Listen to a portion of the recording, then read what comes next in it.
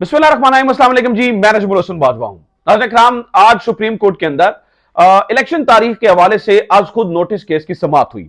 यह समाअत इतनी हैपनिंग है, इतनी अहम है और इतनी मुख्तलिफ और मुनफरिद है कि शायद इससे पहले अदालती तारीख में इसकी नजीर नहीं मिलती है कि पहली ही तारीखों के अंदर इतना गर्मा गर्म माहौल हो गया हो, जहां के जो रिमार्क्स बहुत अहम हैं, इतराजात इस तरह के इससे पहले कभी नहीं हुए हैं, जजेस के ऊपर बातें कभी इससे पहले नहीं हुई हैं, बेंच का शामिल हिस्सा जजेस ने इस तरह की पहले शायद कभी बात नहीं की, और जो चीफ जस्टिस के रिमार्क्स हैं वो कभी इस तरह के सामने नहीं आए हैं। ये याद रखिएगा कि आज की ये समाअत हुई है, इस पूरा जो आगे केस चलना है इसके बारे में जानना हर पाकिस्तानी को चाहिए। उसकी वजह यह है कि इस केस का जो फैसला आएगा या ये जो समातें तय करेंगी आइंदा पाकिस्तान चलेगा कैसे और इंसाफ की फराहमी कैसे होगी, यहां से तय होगा। इससे तय हो जाएगा कि क्या मरीम नवाज जैसों के प्रेशर में हमारे सुप्रीम अदलिया आती है या फिर आइन के साथ डट कर खड़े हो जाते हैं और जो है ना वो आइन का था। वैसे तो मुझे ऑनरेबल जजेस जो है ना वो पूरी उम्मीद भी मैं हूं और माजी में भी ऐसा होता आया है कि वो कभी प्रेशर में नहीं आते हैं, वो डट के खड़े हो जाएंगे आइन के साथ। लेकिन आज बहुत कुछ हुआ, जैसे कि आज समाअत के 19वें मिनट ही इमरान खान जो है ना वो एक बात पर सच्चे साबित हो गए। वो क्या हुआ, जस्टिस जमाल मंदुखेल का जो नोट है वो पीडीएम के वकील फारूक एच नाइक, खासतौर पर पर्टिकुलरली पीपल्स पार्टी को जो रिप्रेजेंट कर रहे हैं यानी कि पीडीएम के वकील हैं, उनके पास कैसे पहुंचा, यह बड़ी अहम बात है। और फिर नाज़रीन इकराम, इस समाअत के अंदर ही जो है ना वो ये भी साबित हो गया कि कोई ना कोई ताकतवर हैं जो पीडीएम के वकील की भी जो है ना वो मदद कर रहे हैं। एक खास दस्तावेजात जो है ना वो उन तक पहुंच गई। ये सारी पूरी समाअत क्या है, इमरान खान, मैं ये क्यों कह रहा हूं कि वो सच्चे साबित हो गए, और आज की तारीख जो समाअत देखकर क्या लगता है कि क्या वाकई इलेक्शन होंगे या नहीं, इसकी तफसील मैं आपके सामने रख देता हूं। ये पंजाब और केपी में इंतखाबात वाला मामला है। इसके अंदर जो जजेस शामिल है ना वो पहले सुन लें। जस्टिस एजाजुल हसन हैं, जस्टिस मंसूर अली शाह हैं, जस्टिस मुनीब अख्तर हैं, जस्टिस याहिया अफरीदी हैं, जस्टिस मुजाहिर नकवी हैं, जस्टिस जमाल मंदुखेल हैं, जस्टिस मोहम्मद अली मजहर हैं और जस्टिस अतर मिनल्ला भी जो है ना वो इसमें शामिल है। Chief justice obviously Umar Ata Bandial इस पूरे बेंच का हिस्सा है। आज जब नाज़रीन किराम समाअत शुरू हुई तो कुछ मुख्तलिफ हुआ। वो ये हुआ कि दौरान समाअत अटॉर्नी जनरल रोस्टम पर आए और उन्होंने अदालत उज़्मा को बताया कि सुप्रीम कोर्ट के हुक्म की कॉपी नहीं मिली है, और ये वो सारी उन्होंने जो है ना वो कानूनी नुकात बताए। खासतौर पर जो जस्टिस जमाल मंदुखेल वाला मामला है ना, ये बहुत ही मुख्तलिफ हुआ। आज से पहले शायद इसकी मिसाल ही नहीं मिलती है। वो क्या हुआ वो सुने जरा।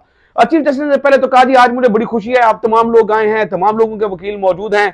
आज की समाअत का मकसद यही था कि तमाम को नोटिस मिल जाए, उसके बाद जो है ना वो हम बात करेंगे। अच्छा, अब आए फारूक एच नाइक और इन्होंने यहीं पे गड़बड़ की, जिससे दो चीजें, इमरान खान भी सच्चा साबित हुआ और यह भी पता चल गया कि कोई ना कोई मदद मिल रही है। वो कैसे हुआ, सबसे पहले इन्होंने बात आते की कि जनाब जस्टिस एजाज और जस्टिस मुजाहिर बेंच से अलग हो जाएं।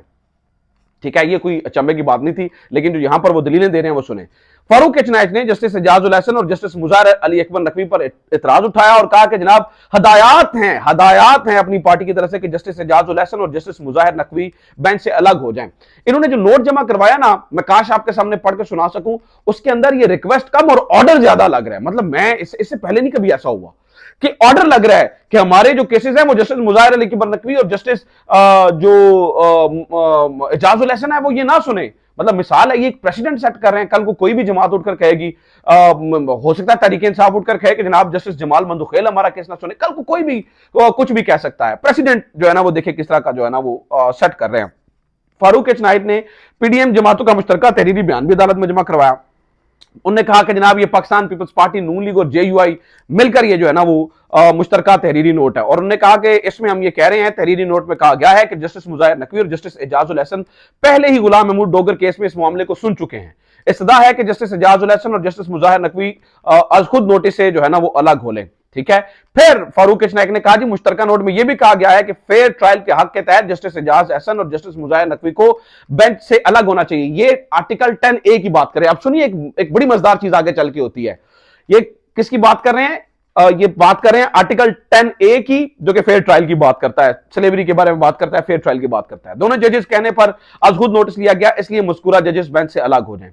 ठीक है जनाब। और फिर इसके बाद आज खुद नोटिस के लिए मामला चीफ जस्टिस को उन्होंने कहा जी दोनों जजेस ने बुलाया। फिर वो कहते हैं कि जस्टिस मंदुखेल के नोट के बाद जस्टिस एजाज हसन और जस्टिस मुजाहिर खुद को बेंच से अलग कर दे। दोनों जजेस नून लीग और जेयूआई केस के किसी भी मुकदमे की समाअत ना करें। डोगर के सर्विस मैटर में ऐसा फैसला करना तशवीशनाक है। ठीक है, इसके बाद जो है ना वो चीफ जस्टिस ने पूछा, अब ये जब उन्होंने बात की ना कि जस्टिस जमाल मंदुखेल का नोट है इसके ऊपर, ये था वो लम्हा जहां पर पूरी समाज जो है ना उसका दायराकार घूम गया। इसके ऊपर चीफ जस्टिस साहब ने हैरानगी से पूछा कि जस्टिस जमाल मंदुखेल का जो नोट है वो तो अभी तक ऑर्डर का हिस्सा ही नहीं बना, यानी कि उसके ऊपर तो सिग्नेचर्स भी नहीं हुए, क्या उसकी कॉपी आपके पास मौजूद है? फारूक एच नायक ने कहा जी मेरे पास कॉपी मौजूद है। नाज़रीन इकराम, अब समझिएगा ये बड़ा मुख्तलिफ क्यों है। कॉपी नोट की तब मिलती है जब ऑर्डर का हिस्सा कोई चीज बन जाए और उसके बाद जनाब उसे प्रेजेंट कर सकते हैं। जस्टिस जमाल मंदुखेल का नोट बगैर सिग्नेचर्स के फारूक एच नायक के पास जो है ना वो मौजूद था, जिसके ऊपर चीफ जस्टिस बताते खुद हैरान हो गए कि जस्टिस जमाल मंदुखेल ने, अब जस्टिस जमाल मंदुखेल ने क्या कहा था वो मैंने कहा था ना, इंटरेस्टिंग बात है।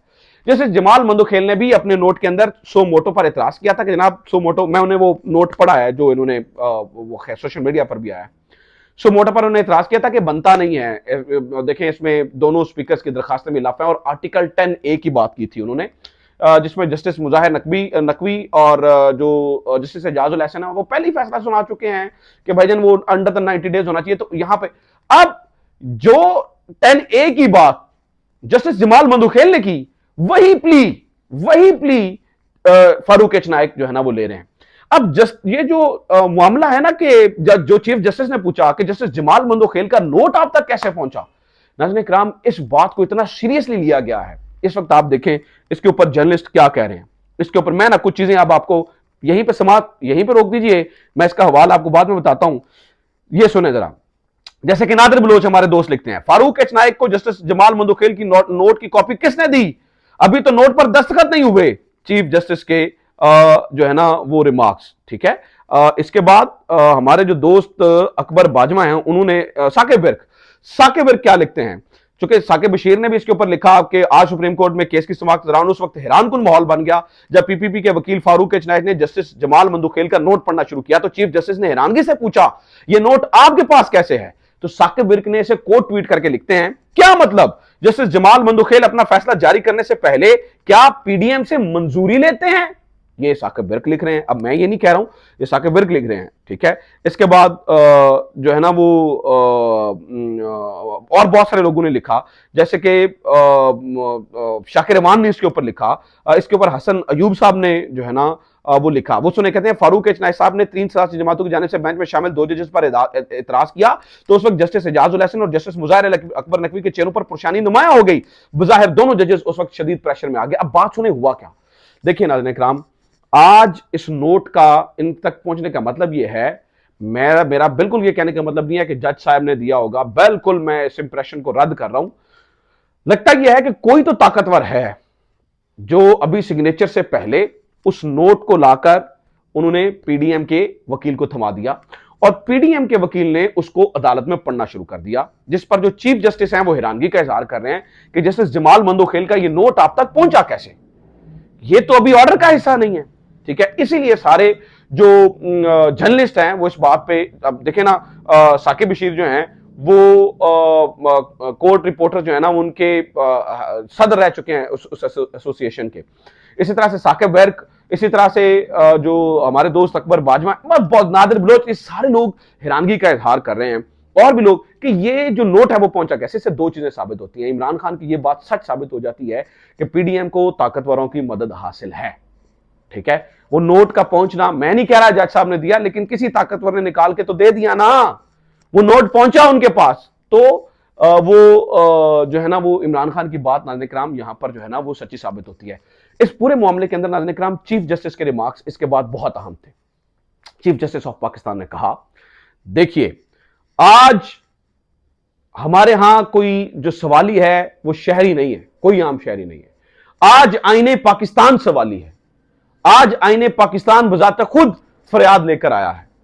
ठीक है, क्योंकि मामला बहुत खराब हद तक जो है ना वो जा रहे हैं। अब 2-3 एतराजात लग गए हैं।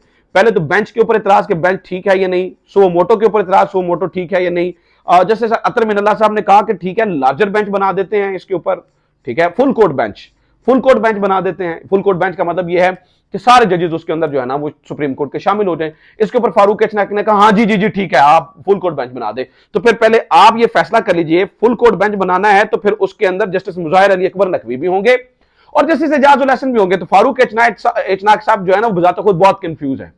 अगर वो दो जजेस नहीं होते तो फिर वो फुल कोर्ट बेंच नहीं होगा, ऑब्वियसली वो एक लार्जर बेंच होगा, लेकिन फुल कोर्ट बेंच जो है उसे तस्वुर नहीं किया जाएगा। ठीक है, तो मामला जो है ना वो अजीब से अजीब तर हो रहा है। लेकिन चीफ जस्टिस साहब के जो रिमार्क्स हैं वो बड़े हौसला अफजा हैं और बड़ी चीजें जो है ना वो साबित हो रही हैं। तो ये फिर समात को जो है ना वो मुलतवी किया गया है। लेकिन आज की समात के अंदर जो कुछ नाज़रीन किराम हुआ, जिस तरह के सवालात, मतलब असम्बलियों के तहलील होने के ऊपर भी सवालात उठाए गए और ये ऑनरेबल जस्टिस अतर मिनल्ला जो कि चीफ जस्टिस रह चुके हैं इस्लामाबाद हाई कोर्ट के, मैं उनकी बजाते खुद बड़ी रिस्पेक्ट करता हूं क्योंकि जस्टिस अतर मिनल्ला ने जिस किस्म के फैसले किए वो बड़े शानदार हैं इस्लामाबाद हाई कोर्ट। लेकिन उन्होंने ये सवाल उठाया कि क्या असम्बलियों की तहलील भी जो है वो सही तरीके से आईनी तौर पर हुई है या नहीं। तो कहने का मतलब है अगर इन नटशेल आप इस पूरी समात को देखिए तो लगता यह है कि इससे पहले इस तरह की हैपनिंग समात हुई नहीं है। मतलब मैंने इससे इस तरह की हैपनिंग चीजें देखी नहीं है कि जिसमें इतना ज्यादा जो है ना वो मामला जो है ना वो हॉट हो और बात यहां तक। तो मुझे लगता है कि ये केस का जो फैसला है ना वो साबित करेगा कि आइंदा इंसाफ की जो डगर होगी वो क्या होगी। अपना ख्याल रखिए। खुदा हाफिज़। पाकिस्तान जिंदाबाद।